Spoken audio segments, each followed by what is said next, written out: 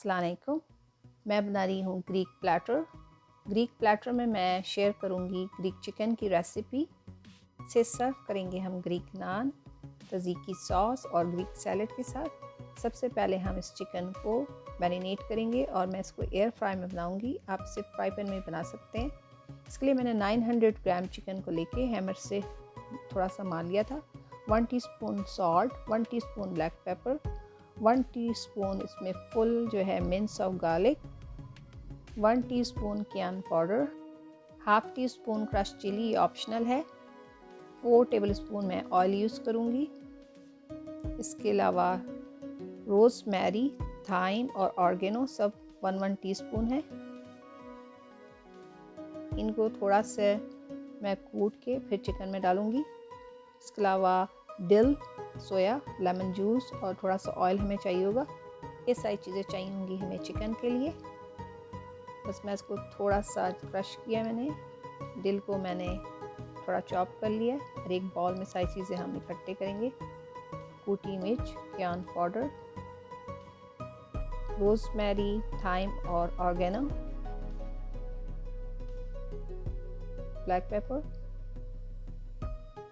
Salt,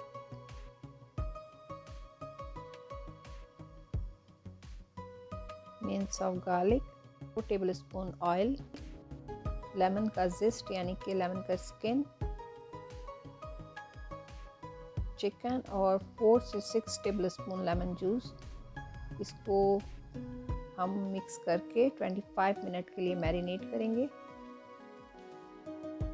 और आपसे fry pan भी बना सकते हैं। मैं इसको डायरेक्ट ऐसे ही 15 मिनट के लिए कुक करूँगी एयर फ्राई में। और जब ये कुक हो जाएगा एक साइड से तो मैं इसको पलट के 2 से 3 मिनट और पका लूँगी।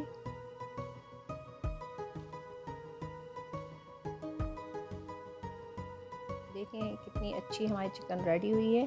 मैंने सिर्फ 4 टेबलस्पून इसमें ऑयल यूज़ किया है।